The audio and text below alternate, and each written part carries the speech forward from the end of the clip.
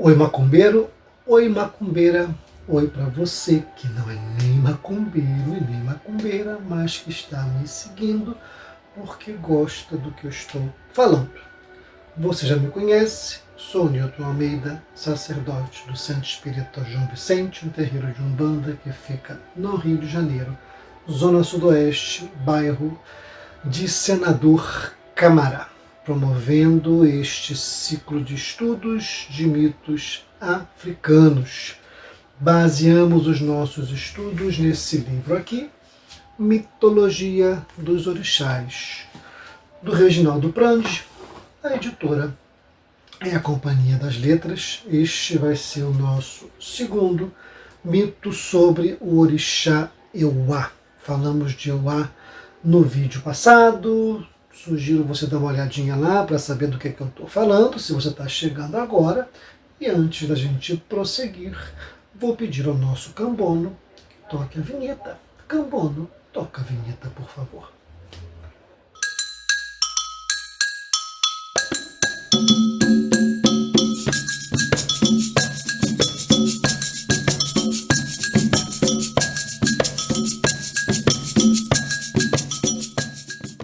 Cambono tocou a vinheta, nós estamos de volta. Tá? Falamos que Euá é o orixá da pureza e da castidade. Falamos, sempre vamos relembrar, que a gente tem que entender o mito como uma história que traz uma mensagem por trás de toda aquela alegoria. É uma imagem onírica, uma imagem de sonho que você tem que interpretar. Não dá para levar o mito ao pé da letra porque ele não tem um compromisso com o fato que realmente aconteceu. Tá? Essas imagens vêm lá do nosso inconsciente, encontram várias barreiras, barreira da sociedade, barreira da repressão, barreira, enfim, várias repressões que vão passando, e ele vai se transformando em imagens que chegam na forma dos mitos, tá bom?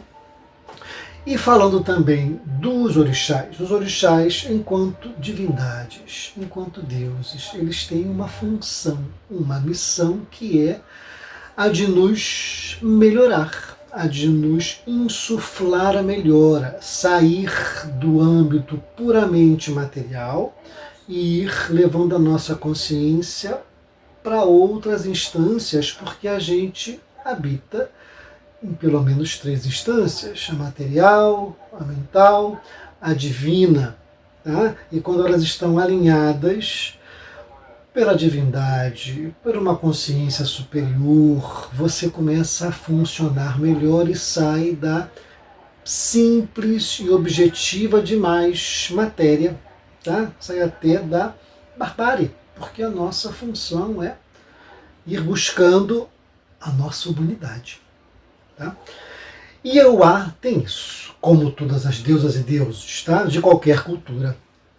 A Euá fala de pureza e castidade, não podemos falar só naquela coisa óbvia da pureza e da castidade como a ausência, o ser intocado sexualmente. Isso é muito óbvio, isso é muito raso, ela também rege isso, mas não é só isso. Falamos no mito passado dela ser a senhora dos mistérios, daquilo que é intocado em qualquer âmbito da vida. A natureza intocada, aquela consciência que ainda está emergindo na criança, tá? O descobrir-se inocente, aquela coisa do ser inocente, o saber-se inocente, essas pequenas nuances.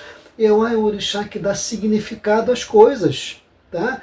Então, se Ogum deu para o homem a ferramenta, deu uma pá, foi Euá que ensinou o homem a entender para que aquela ferramenta existe, qual é a função dela no mundo. Então, Euá está nessas entrelinhas do relacionamento. Euá é muito sutil, é uma hora já da sutileza.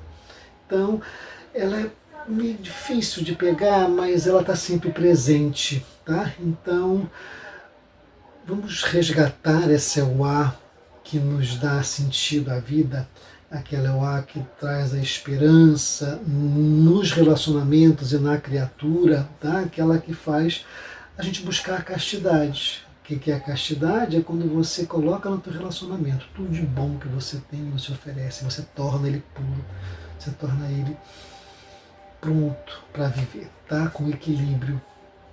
Esse é o ato que a gente tem que buscar enquanto divindade, não só aquela que se retrai e não convive com o mundo, tá? É o ato que não ensina ao filho como viver. Aliás, o mito vai falar um pouco sobre isso. Vamos falar do mito?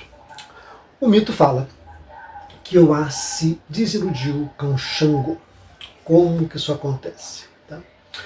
Nesse mito, Eoá é filha de Obatalá.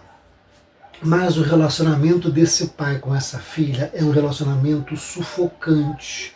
Mais uma vez, Eoá nos traz essa ideia de relacionamentos possessivos, não muito saudáveis entre pais e filhos, porque Eoá era muito, muito, muito bonita. E o pai, querendo protegê-la do mundo, o Batalá querendo protegê-la do mundo, a enclausurou. Ela vivia dentro lá de um castelo e não trocava figurinha com ninguém.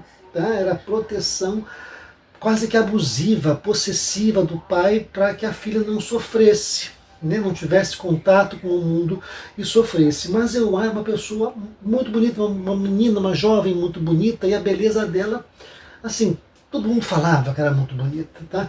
E essa beleza chegou aos ouvidos de Xangô, tá? Xangô queria conhecer a Eoá. Ele tem que conhecer, ela é tão bonita assim que queria conhecer a Eoá. O que Xangô fez?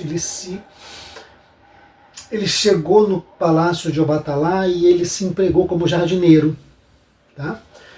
E estava lá cuidando do jardim. Um belo dia, Eoá estava na janela lá do seu quarto, viu lá um jardineiro bonitão, que Xangô também era um nome bonito, e começaram a trocar figurinha, tá? E Xangô nessa busca de tentar seduzir Eoá. Mas vejam que eles vêm de mundos diferentes, né? Xangô, o homem do mundo, casado, 3 esposas, Eoá, reclusa, tá? Aquela ligação com o pai, né? Muito submissa e muito protegida pelo pai, enfim. Mas Eoá se encantou pela figura de Xangô, e Xangô, nessa tentativa de seduzir Eoá, foi dando presentes para ela. Estava naquela fase do enamoramento, do encantamento. Então ele deu uma cabaça, ele deu uma cobra que era de ouro, mas isso era uma cobra por fora, por dentro, era um presente com vários mistérios. E ele foi encantando Eoá com essa, através dos presentes, tá? Eoá se encantou, Eoá foi com Xangô, tá? Se entregou a Xangô. E o relacionamento deles não foi legal. Até aquela coisa do encantamento estava indo bem, né? Mas depois que concretizaram o relacionamento, que começaram a conviver, não se comunicavam. O amor de Xangô não satisfazia mais Eoá. Eoá ficou muito insatisfeita. E não quis mais relacionar-se com Xangô e pediu ao pai, voltou ao pai, disse que ela não queria mais aquilo e que ela queria que ele a enviasse para um lugar onde homem nenhum a tocasse, onde homem nenhum se relacionasse com ela, não queria ver ninguém. Ela queria sumir. O Batalá falou que então, meu filho, então você vai morar no cemitério, porque lá ninguém quer ir, vivo nenhum quer ir para o cemitério. E assim ela fez, se recolheu no cemitério. O mito acabou aí. O que esse mito quer falar pra gente? Lembrando, né, esse mito toca lá aquela parte que Eoá rege o chão do cemitério, porque ali tem as transformações da matéria. Mas vamos de volta para o mito. Mais uma vez, vem falar desses relacionamentos entre pais e filhos que não são saudáveis, dessa superproteção em que você tolhe o crescimento da criatura. Você não deixa ela preparada para o mundo.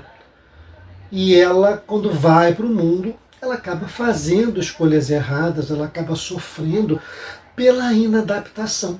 A superproteção acaba desprotegendo. E esse mito fala claramente disso. E fala então O relacionamento de Eoá e Xangô, ele não se baseou nos 3 níveis. Ele estava só no nível da matéria. Eles não falavam a mesma língua.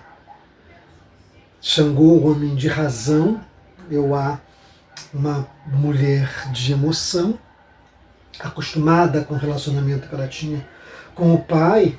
Ela projetou em Xangô o pai que ela queria e Xangô não foi o pai que ela queria. Então, às vezes, você projeta nos seus relacionamentos, patrimonial não, as figuras com quem você conviveu, e isso nem sempre te satisfaz, porque as pessoas não são aquilo que você está projetando, elas são o que elas são. Então, o relacionamento de Xangô e de Eoá não estava funcionando por conta disso, pela falta de comunicação, de estar só baseado na parte material. O que Xangô fez? Xangô ofereceu presentes materiais. Eles confundiram amor com puramente emoção, fugaz, fácil demais, que vai, não tinha base, era só matéria. E esse relacionamento não funcionou, por várias razões. O que Eoá fez insatisfeita? Pediu para ir para um lugar onde ninguém, principalmente homem nenhum, né, trocasse figurinha com ela. Ela confundiu distanciamento com isolamento. Que uma coisa é você se distanciar para entender uma situação. Quando você se distancia, você, né, tem uma visão macro, você consegue ver outros detalhes. Quando você está imerso, você não consegue ver, você tem que se distanciar para entender. Não pode se distanciar muito, senão você perde a conexão. Mas ela confundiu esse distanciamento com isolamento. E é diferente. Quando você se isola, você não se comunica. Quando você se isola, você perde a oportunidade do retorno das outras pessoas, das opiniões dela ou da outra pessoa daquela situação. Essa imaturidade de Eoá fez ela confundir isso. Esse retorno a pedir ao pai é o retorno às atitudes infantis que já não funciona quando você começa a crescer. Às vezes você está num relacionamento que é esquisito, que não deu certo, você às vezes volta para o anterior. É imaturidade. Eoá não estava pronta para o mundo, pela proteção excessiva de Jeová está lá, enfim. Experiências que a vida vai trazendo, que você precisa observar os toques que a vida vai te dando. Então, cuidado com essas atitudes, muitas vezes intempestivas, que geram imaturidade, em que você vai e busca o isolamento. O que significa ela ter ido para o cemitério? Você às vezes se isola e você fica refém de coisas que só fazem sentido para você, ou que nem deveriam mais fazer sentido. O cemitério não tem mais vida. O que está lá é só osso. Transformação, e ela foi para um lugar, uma instância mental, refugiando-se naquilo que estava passado e que não voltaria mais. Essa tentativa do resgate de relacionamentos antigos e posturas antigas que não funcionam mais. Tem que ir para frente. Esse mito é triste, mas ele dá aquele choque de realidade. Tá? Então, superproteção não protege. Os relacionamentos têm que estar baseados nos 3 níveis. Tá? Não confundir amor com simplesmente engambelo, com tesão. E o distanciamento, sim, mas o isolamento tolhe o teu crescimento. É isso. Toque que eu tinha para falar para vocês hoje. O meu papel é esse, trazer aquela sementinha para você pensar. Nos vemos no próximo mito que Eoá nos dê sensibilidade.